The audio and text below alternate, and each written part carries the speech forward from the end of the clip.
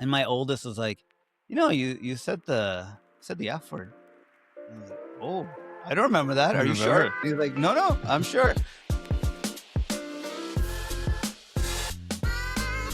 Hello, everyone. Welcome to NaanSense. I'm your host, Ahmed Mirza.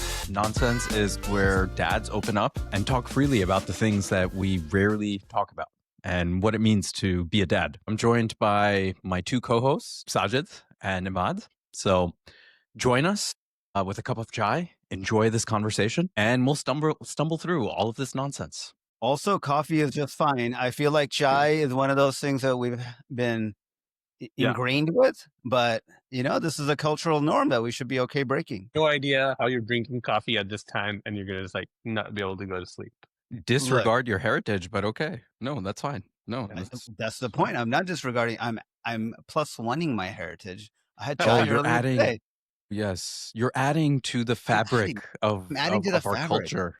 This is a quilt. Yeah. Isn't chai like a complete colonial invention, though? Is that not correct? So, okay, well, I want to get to this, but like nearly all of the spices across South Asia are also a colonial invention of some sort. That's not true. Look it up. South Asia did not have access. Everything. What do you mean? Like all of our spices were brought from? You think the chaat masala came from No. So the spices of lal mirch, hari mirch, all of these different peppers came through trade.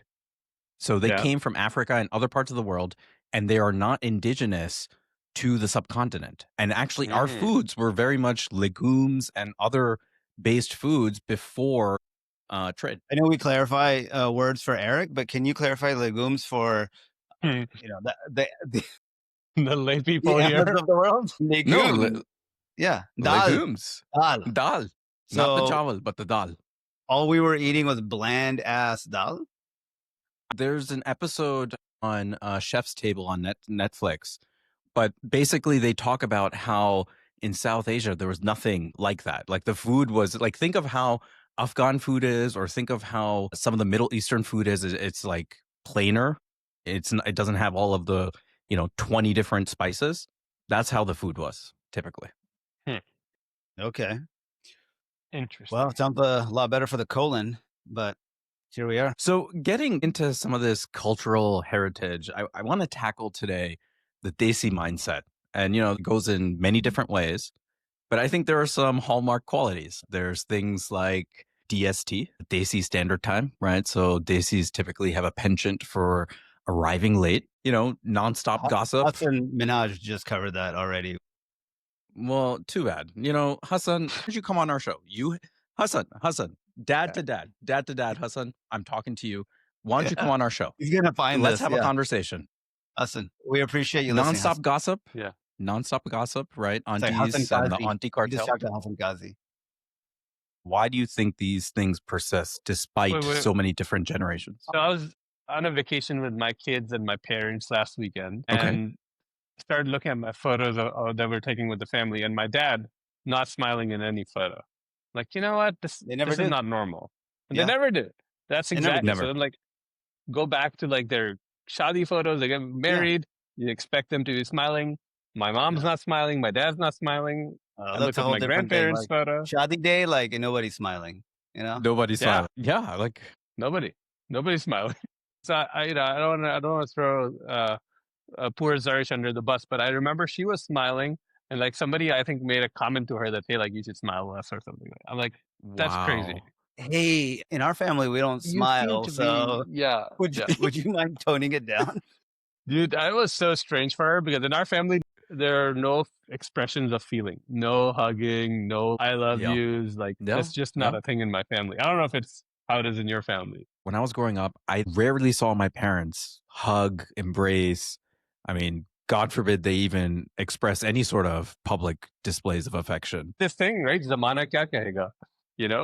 Log kya kahenge? Log kya kahenge, right? And we're going to get into that later. Well, but I don't know. I mean, can you explain that for Eric? We were inside our for Eric. Go ahead, Ahmed. Yeah. So log kya kahenge, what will people think? What will people say? Just kind of worried about the gossip or the after effects.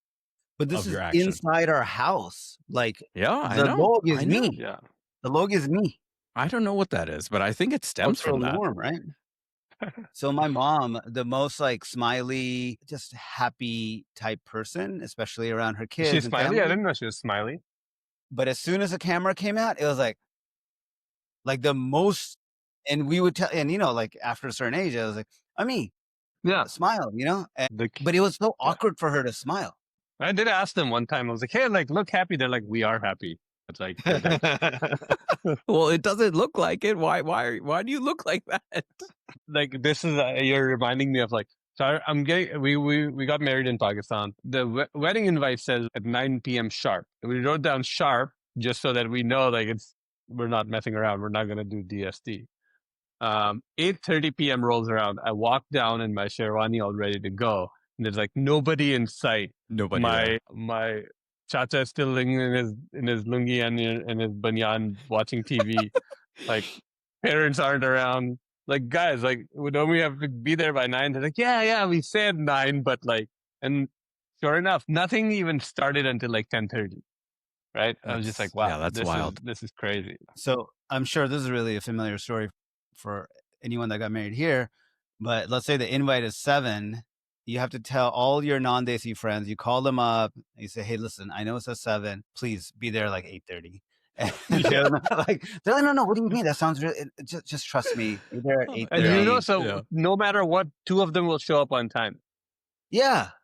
And it's like, okay, now you just look like the, part of the staff, Okay. So what else? Like, what about the gossiping? Right. So like, and this thing is pretty big, right? Like you go to someone, you trust them, and then you find out this person turns around and, tells I personally your enjoy story the to someone else. I won't be on propagating it, but I definitely enjoy listening. Like you enjoy gossip.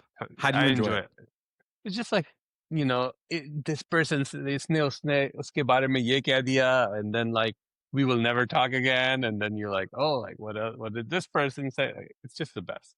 Like that's so interesting. Like I feel like form of entertainment. Yeah, I mean, that surprises me about you because you present a little bit better than that. No, it's just wait. So does this mean that you talk about us to other people? You guys are not interesting enough. Like I'm more interested in like drama. He wants to meet. Yeah, I want that real drama where like this uncle is like, this other uncle owes me $30,000. Now is like going after the kids because the other uncle has died, and it's just like bring more of that. That's okay. So this is another quirky behavior that we should probably dig into. Also, is how did our parents so easily and freely lend money to people? Sometimes they would lend the kid, be like, "Hey, like I have an extra kid, you should raise this kid," and like that was a thing. That's next level. Yeah, wild. Yeah. But I kind of understand the first one, right? Sorry, the second one around the kids, because for some reason I understand that more. But you have a lot of kids, and if one family doesn't have kids and all that kind of stuff. Yeah.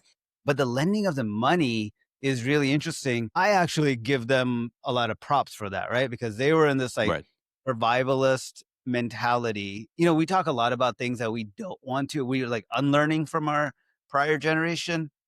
I think that's one that we could probably hold on to because they were in survival mode.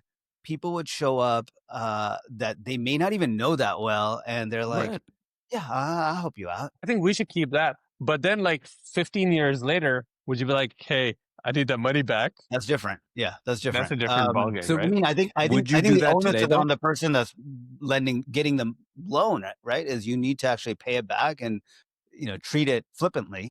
But do you think our generation is worse on that? Like we No, I guess I'm asking because that was the norm back in the day, like when my dad came, right? Yeah. I don't think I would, right? Like that's just not how we are. Same. And it's kind of like, would you even lend like 10 grand to somebody that seems good, like is Emad's cousin? I asked you for $5 last week. You wouldn't even give me that. No, the answer is definitely no in your case. Yeah, I'm not giving you the money. I haven't had many instances where people have come to ask for money, like for lending purposes. So I don't know, maybe. Like I had a friend who had just moved and like, for some reason, like their parents had transferred money over wire and they had to buy a car that weekend. And that money wasn't going to arrive till Monday, but they needed to pick up the car on the weekend. So they wanted $10,000. I remember lending it out. I was like, it's fine. Like, did you ever get it back? Did you get paid? Did you get paid back? Yeah. Monday I got the money. It's fine. Oh, okay. Yeah. Okay. You But know? this sounds like a real So, known person. yeah, totally. Exactly. Yeah. Yeah, I know. For sure. Like my dad definitely got help when he came to America through those types of things. Like I think that's a very common way that we supported each other up, and Yeah. it's a But I bit should lost. there be a disclaimer. If anybody after listening to this podcast like reaches out, hey, you should help me out, I will flatly say no. So Yeah, for sure. it's just, I don't want to give the impression that I'm Yeah, like I'm not. generous. I'm not a freaking bank. Okay, Yeah, exactly. Emad though. This is the Emad might worst. have some money for you. I have no money. Literally, I have no money. Okay, so these are some interesting things. How about like the other quirky behaviors, like when you go to ask, your parent, maybe it's an uncle, when you go ask for advice or when you ask for help, like, why do I feel like sometimes the answers I get are exactly what I see on LinkedIn today, which is like, it's very What kind of long, it's very advice? Are you complicated. asking for B2B sales? Like, No, but like I'm just asking for like simple advice, and then I get this whole lesson about like, अरे हमने ऐसे करते थे और वो ऐसा हो गया, and I don't know. I telling you think the their mistake mental you're model. making is asking for advice. Yeah. I think You ask for money. Don't ask for ask money. for Go advice. straight to Ask the for money. money. Straight Just to the But I money. guess no, but I do want to talk about like why is giving advice or getting advice so complicated? Like no one gives you a straight answer. I guess that's what I'm getting at is no one is transparent or honest. Is that when you like, go what to do you ask. mean? Like, let's go deeper. I want specific. Like, what kind of advice did you ask for? Like, and you got like. Okay, some so let's say you're like in the midst of a job, Prostate. a job You talking about hunt. like asking? No, The kind of job you're looking for. I don't know who you're going to ask advice from. Yeah, But I'm just saying, exactly. like, how did you navigate when you had a family and kids and like you were searching for a job? What was that like? And instead, I get like this whole summary of like our family history on like everything that's been completed. And They're then like, "Oh, Beto, let me tell you, yeah, like a 2 like hour Yeah. let's lecture." sit, let's go through like, our history. Let's It's talk. because they don't have an answer for you. Yeah, like, that's what it is. let's just tell you whatever we can come up with. I think it's a bandwidth thing. You ask somebody and they're like these that are working and doing a 50's lot. not that far away. Yeah, that's what I'm saying. Yeah, If that's you what I'm ask somebody in saying. their So they'll be 50s, like, "Go figure it out." no, or they'll give you quick answers, a couple of quick nuggets, but the higher up you go, the more time they have. That means the more time they're going to spend with you because they're like, oh, shoot, this young buck is interested in hearing about my life. And, the context and the whole storytelling becomes whatever I'm doing right now. Becomes very long. I have an uncle who worked for, like, he was an economist, and he like really had studied China. Like, so every time like I go out to ask him for advice, every advice is like, let me start telling you about China and how China is going to become. Like, dude, like I don't know how this relates to anything I asked about. Yeah. But I do get that from the older generation. They want to provide context on how we've gotten to this point. Yeah. I think we're going to be like that too, right? Because nothing is But it's too much context. You just say like, can you cut the context? I need like the meat and potatoes, Well, my dad has a real knack for, he's talking about one thing and then he'll take like a turn and then he'll take a few more turns. He's like telling you about someone and then the relationship to them through like some other family member and then who they're married to, and, just like a bunch of like contacts. And it's like, okay, what's the key idea? Their train of thought. Yeah, by that point, we're done. Do you like stoke it and let them go on and on forever, or do you try to end it? I try to sometimes flame the fire. I'm like, you guys kind of know me, right? Like I actually have no idea who you are. Yeah, well, appreciate you letting me come on this podcast. We just met at the Ralphs, and I know I was entranced by your lips. Your lipstick and your lips caught my attention. And your blush foundation that you put on your face worked really well. I do wish men could wear makeup. That would be cool, right? We wouldn't look like shit all the time. Desi men, I mean, wear kajal, right? They wear eyeliner. Some of them. Do you? Right? I've never seen you. I haven't seen. I don't. I've never seen anybody do that. I mean, I have like at the masjid, like a very specific type of person, but I feel like that's probably going to be me in like a handful of years. That's why.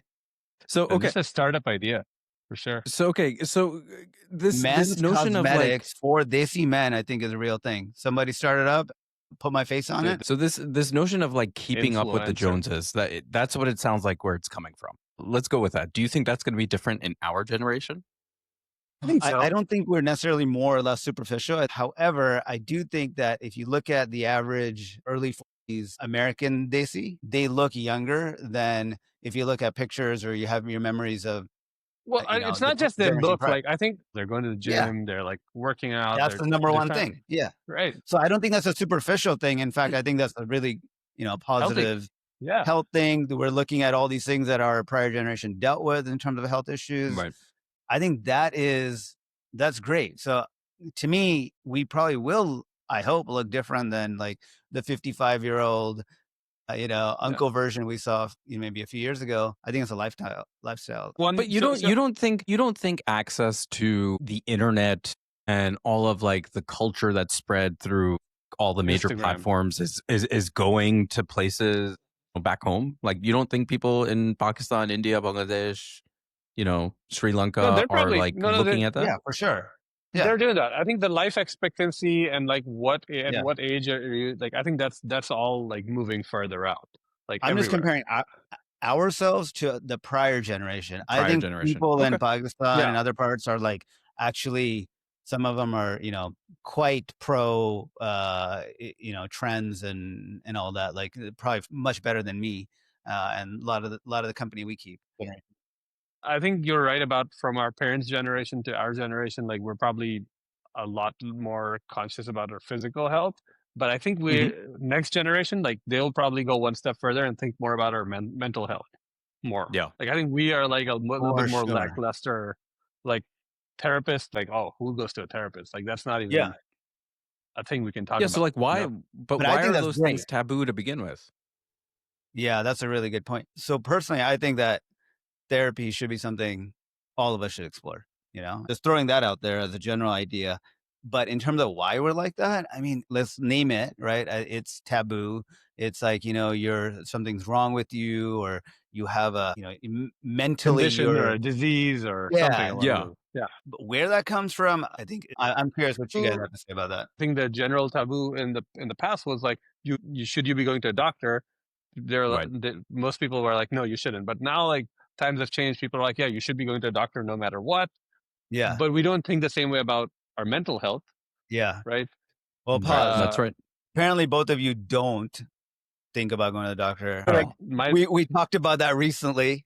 Have both of you gone yet? I want to. Dude, remember my like daily pill, like take a pill every I'm day. very Now clear, go to the but doctor. are you guys doing the annuals now? I need a. I go every update. 3 months now. Now, like because of that, wow. I go every 3 months because I have to do. I have blood mine test. scheduled for October. We need some receipts. So okay, I feel like you're going to reschedule it. I won't reschedule. I will show you. I need the colonoscopy report. That's coming. That's going to be fun. But mental health, yeah.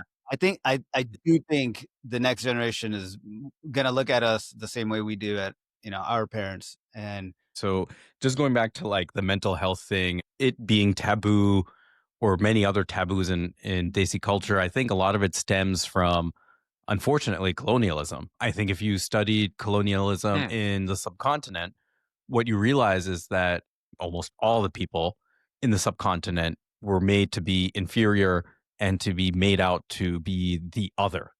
And I think at that time, it was just so pervasive that trauma set in a generational standard that was then passed down. And that's why it became taboo, because they were already inferior. So then when you come across with like, oh, I have like depression, they're like, great, that's another thing to add.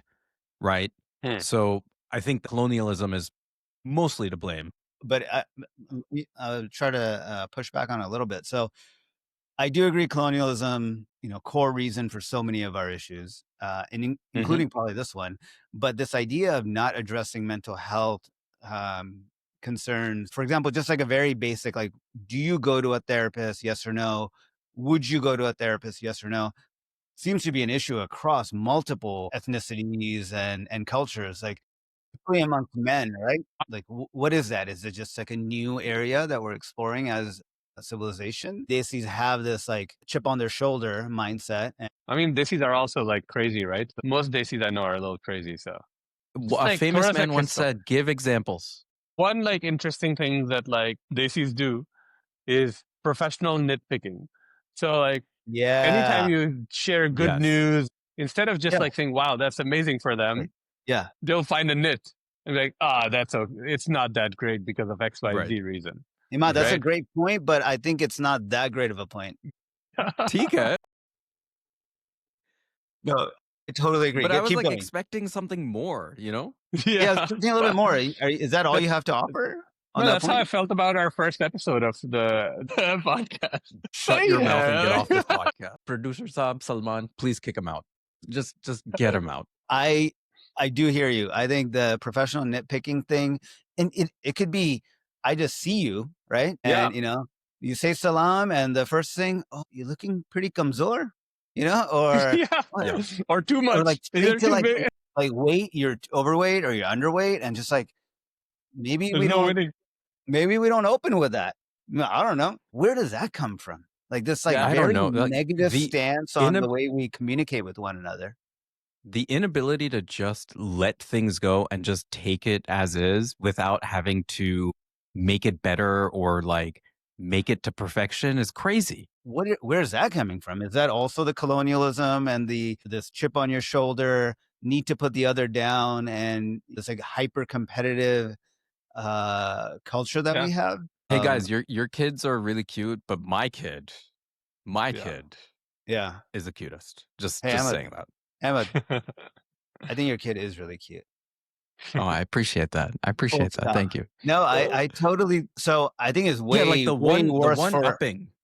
one-upping. girls, right? I think like at least for guys, I think it's probably not that bad, but you get the passive aggressive stuff, which is like now a different topic, right? So I did deal with some of that, being hands-on dad, and for like the last like 11 years, I've had a kid in my godi, right, in my arms, and somebody will say something negative like, "Well, you guys, you dads are like changing diapers now Totally. too."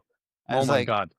"Yeah, Yeah. we are," and I actually like and you love should that have as I'm. well. And you should Yeah, have as well at some point, but I get it from Oh, nice. the guys, the grandparents, the aunties. It's everybody. It's not just men or women. Yeah. I No, don't know what I that's know about. there are guys who take who take pride in the fact that they've never changed the diaper. I'm like, you Yeah, crazy? Like you missed out on your kids' like childhood, and you're proud of that? Like exactly. that's nuts. Or just I mean, like, my dad never changed my diaper. I will say yeah, that. So neither That's did what I'm saying. mine. Times are definitely changing, but still, like there yeah, are still people who are. still people. Yeah. Or Yeah. just like this idea of spending time with your kid, right? And Yeah. so I have 3 kids, as I've mentioned, probably on every episode, because I think about that a Still lot. 3 more. No, 3 is Has it done. changed? No, Wait, we're how many do you have? I have 1, 2, 3 kids. Okay. So, like a lot of times we're dividing and conquering, right? And I'll be with the kids, and somebody will be like, some comment about the wife, like the wives are not with the kids, Jeez. and it's like, That's so. dude, Oh she's man. literally with 2 of the kids right now. I'm with 1. Like it's So crazy. it's weird. It's wild. So I'm curious, Emad, where now as you think about us coming of age, entering prime parenthood, and then obviously raising kids, where does this go? How do we Yeah.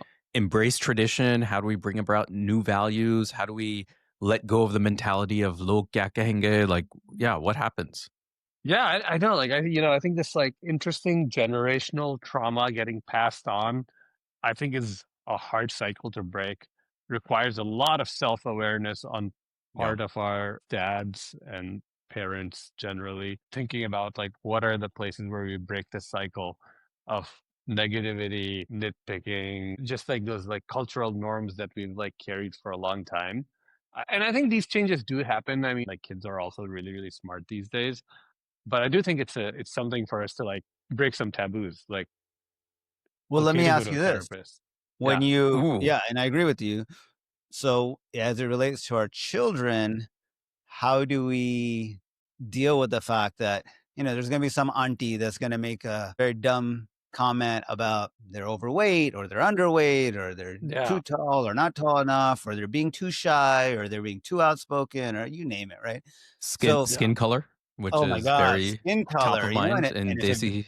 Yeah. it's different between the siblings, and that's another thing. You want them to develop a thick skin, but on the other hand, you don't also want them to have this like negative association with their culture or, there's a Yeah. joke in our family community that like a generation of girls aren't interested in going into the masjid because, the trauma that aunties cause, uh, you know, 30 years ago, just being so Or negative uncles. or uncles. Yeah.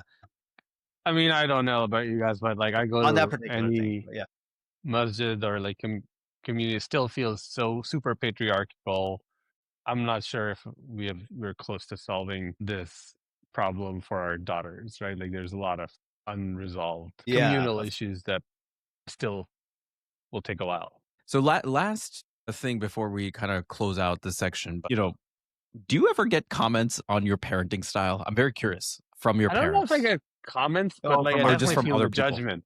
I don't know if You like feel, oh, that's cool. Yeah, just like, that's a good distinction. like Yeah. if I'm around my parents and my kids are around, like I'm like, they're watching, they're judging. So you're Yeah. almost like applying self blame, Yeah, totally, totally. and Like nothing's ever like verbally communicated.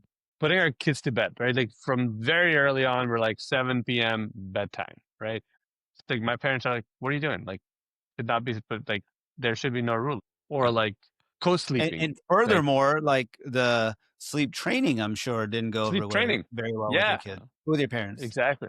Like they can't stand a kid crying for more than like 3 seconds. Like 4 seconds is just too much. Well, we failed on sleep training 3 out of 3. But when we tried, we got that. Like I remember my mom being like, this is like suck dill stuff. And my mom's very soft and very like doesn't get in the Yeah, way of the parenting stuff. I think if you ask my wife, she would agree. yeah, So, but in that case, she was like, this is like suck dill. This is not how our people. We don't have Yeah. yeah. suck. What Oh about Like like yes, screen the this way time? is. What other about screen cultures have time? suck dill, we don't have it. What about screen time? I'm Yeah, anti-screen time, but what's so interesting is my mom was like, "Well, why don't you just put him in front of the TV? Like, Yeah. he'll be okay. You watch TV." And I'm like, "Mom, but programming has changed. Like, it's not the same, and yeah. it's on all the time." So I do When you hear judgment of that. So, but when it comes to like our parents, my dad is very like, um, they don't kind of get it, like, mm, so, I'll be on the phone with him and, like 2 of my kids are having meltdowns and he's just kind of like, kids will be kids. I'm like, yeah, but I'm like dealing with this right now. I got to like hop yeah, off and, go yeah. deal with it. But, Hota the hai, next, hota hai. Yeah. uh, but I bet when I get there, it, I might be the same, right? Because you only get those few moments with your adult children to talk, and you try to squeeze it in. So that's probably a I, generation thing Yeah. too. yeah, I hear you. Like having said this about our parents and like the culture, I think there's a lot of gratitude we owe to all the craziness. Have you recently read this book called Destiny Disrupted? Highly recommend this book because Mm, history of the world from like the middle world perspective. Really interesting. interesting. But it talks a lot about like all these traumas that last like 75 to 100 years have caused, Yeah. Wow. including the colonial changes and everything. But like having gone through all of that, these folks like gave us a childhood that like we somehow came out of and like are here in this country. Like I'm like, having complained all this much, like I think there's still a lot to be super grateful about. I think it was nice growing up the way that I did, right? Like seeing all different types of aunties, uncles, getting to know their personalities, very detailed. I do worry that sometimes our kids aren't as connected to that and they may end up losing some of the cultural values and traditions. And one can hope that maybe over time we can do better. No, I don't worry about that at all. I see you guys who've grown up here. I'm like, this is going to be just fine. But that was before the internet. Right. So now you have like the internet and all these Yeah. other Also, distractions Emad, and we are not who you point to as models of success in that realm or any realm. in any Man. realm. Like, yeah, I mean, like it's 11 p.m. and we're recording a podcast. Yeah, we have some midlife I'm pretty crisis, sure. as I said, we are definitely dealing with. I have a friend who will tell me, he's like, "You're American, like, why do you keep thinking about yourself in this like dual way, right?" And it's like there's a lot to unpack there. But given who we are and where we're headed as people, Muslim, Pakistani, American, and whatever other labels you have for yourself, how do we grab the good and then leave behind the not so good? That's something I grapple with every day. Like this reaction I'm having to my kids, this is not a good one. Where is this coming from? I personally feel like having a life partner who is helping, holding us accountable, not and like actually setting the bar for that, like is doing wonders. Like I think there's no way we would have been able to. Oh, I don't think I would Oh be able yeah, to. I mean, you bring the bar so low. Sometimes like the intuition or just general higher level of competence and wisdom, but my wife will say something or help me manage a parenting moment or any other moment for that matter. Yeah. And I'm like, oh yeah, no shit. Like I was doing this so wrong. So I'll give Totally. you an example. Many years ago, when one of my kids was little, and would have like a potty accident, right? It was at a very appropriate age to have those types of accidents. My response was like, okay, well, immediately we're gonna wash this child and shower them like at night. And my wife was like, well, you're kind of punishing, and it's disruptive in the middle of the night.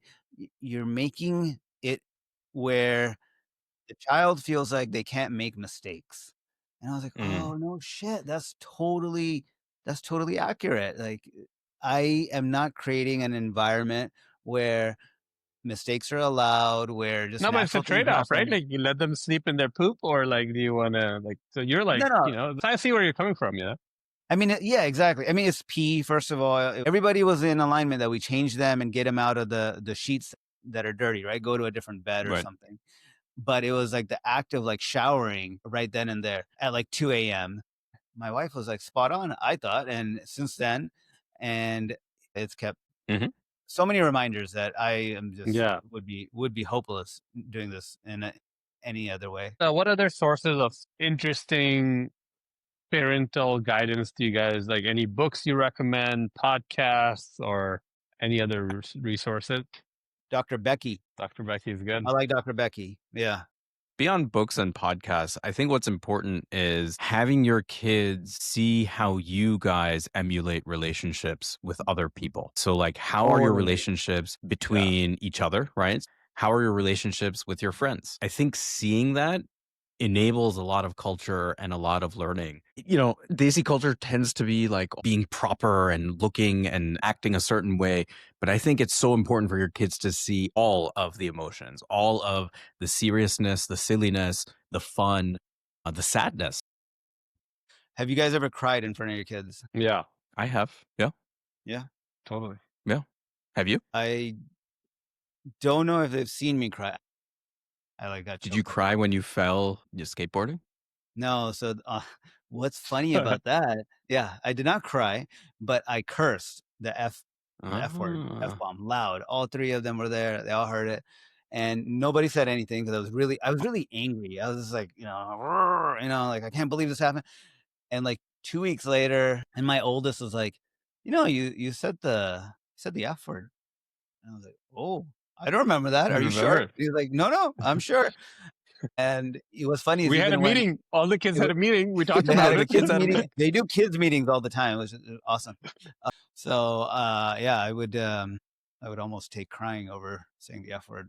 I think we should end it there. That's a lovely way to cap the discussion.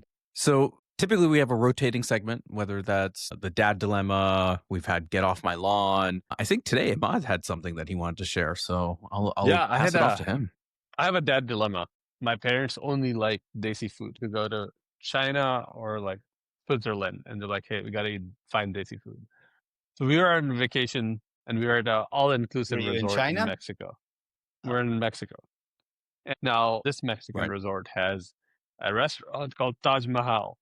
And I'm like, Oh, I should gosh. not take them there because it's going to be like really bad. But I'm in a dilemma because it's the only like Indian. So we have to go there. Worst mistake ever. Every single meal that came out, I went in with a low bar, like, Mexicans making Indian food at an all-inclusive resort, not going to work out. Well, I mean, maybe they had a Desi on staff. Like all of the food, like you will never say this is Indian food, like you would eat it. But I was like, but I'll to be entertain it. fair, if you live in the LA area, any restaurant you go to, be it Desi or Chinese or anything, there's Mexicans making It's food, made by and it's delicious. Dude, you go to Bundukan, which is like as authentic of a Pakistani restaurant, and it's all being made by Mexicans. So yeah, any food that came out, they're food that came out, they're like, oh my god, this is the worst. I'm like, I couldn't have won because I couldn't have not taken them there. But lesson learned. So what was any conclusion out of that, or did they appreciate the effort? Oh no, like I had to apologize. I had to apologize to them that we came to, like they're just like my dad was not smiling. No boy. No bueno indeed. No bueno indeed. Good stuff. Well, thanks for joining. You can find us on Instagram, YouTube, Spotify, Apple, at NaanSense Show. Like, follow, and subscribe. We want to be an extension of your living room. Grab a cup of chai, sit with us, enjoy some banter, living room, enjoy the rest of your living room. I don't want to be in anyone's living room, dude. Until next time. They're going to be like complaining.